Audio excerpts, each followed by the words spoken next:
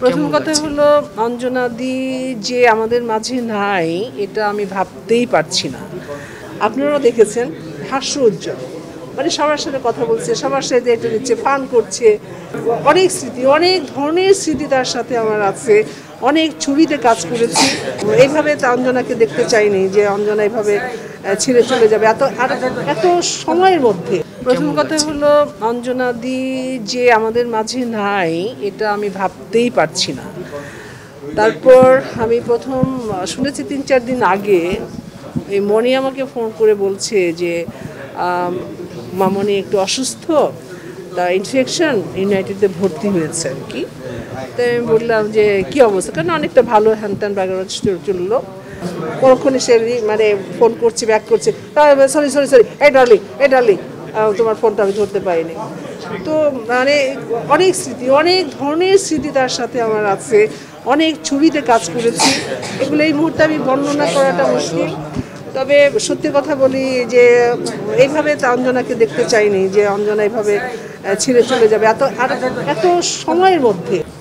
আপনার কাছে ও সবসময় খবর নিচ্ছে যে কি হচ্ছে, আমি ওর কাছ থেকে খবর নিচ্ছি যে না, ডে বাই ডে সে কিন্তু আপনার খারাপের দিকেই যাচ্ছে। তারপর ভাবছি যে আসবো, তারপর এখান থেকে পিজিতে নিয়ে আসলো, বোধহয় পরশুদিন নিয়ে আসছো না। মানে অঞ্জনা দি শিল্পীতে একজন খুবই রিফাইন একজন শিল্পী ছিলেন, আর এত ভালো মনের একটা মানুষ ছিলেন, হাস্য উজ্জ্বল সবসময়। উনি আমার অবশ্যই সিনিয়র ছিলেন, কিন্তু আমি ওনার সাথে আমি অনেকগুলো ছবিতে কাজ করেছি, অনেক আউটডোরে গেছি। একটা ছবির কথা না বলেন অনেক দিন ছিলাম, ছবিটির নাম হলো আপনার অভিযান, রাজ্জাক ভাই পরিচালিত, রাজ্জাক ভাইয়ের প্রোডাকশনের।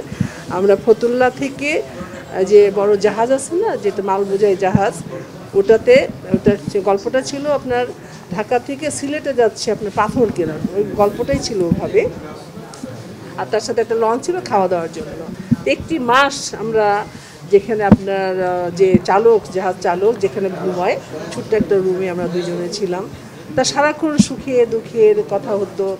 এবার মানে আছে না জীবনের তো কত রকম পার্ট, শুধু যে আপনারা যখন দেখেন আমরা অভিনয় করি কত ধরনের, মানে রোমান্টিক করছি, এটা করছি, কাঁদছি, কিন্তু এই যে তাদের মাঝেও কিন্তু সে তো মানুষ, সেও তো মনে করেন যে অনেক ব্যাপারে দুঃখ পায়, অনেক ব্যাপারে অনেক কিছু ক্ষোভ থাকে, অনেক কিছু চাওয়া থাকে, পাওয়া থাকে। হ্যাঁ, এগুলো নিয়ে কথা হতো, মানে অনেক ধরনের কথা হতো।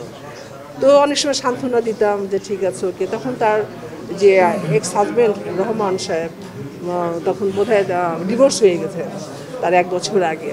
তা বলতো যে অনেক কিছু খুইয়েছি, অনেক কিছু ইনকাম করেছি। আর সে তো আপনারা সবাই জানেন যে উনি কিন্তু ভালো একজন নৃত্যশিল্পী ছিল, পাকিস্তান আমলে থেকেই কিন্তু উনি কাজ করেছে, অনেক দেশ বিদেশে গেছে, অনেক অ্যাওয়ার্ড পেয়েছে, অনেক প্রশংসিত হয়েছে। তো এগুলো সব মিলে বলছিল যে বেশ অনেক অর্থ ছিল, কিন্তু বাট মানে আমি লস করেছি এই ডিভোর্সের পরে। এগুলো মানে তার ভিতরে একটা দুঃখ ছিল, কিন্তু সবসময় কিন্তু মানুষের সামনে যখন আসতো, আপনারাও দেখেছেন হাস্য উজ্জ্বল, মানে সবার সাথে কথা বলছে, সবার সাথে এটা নিচ্ছে, ফান করছে। হ্যাঁ, আর সব ধরনের শিল্পীদের সাথে, মানে কারণ সিনিয়র থেকে শুরু করে জুনিয়র যারা, এদেরকেও কিন্তু গলায় জড়িয়ে ধরছে, এদের কিন্তু সুখে দুঃখে তার পাশে থাকছে।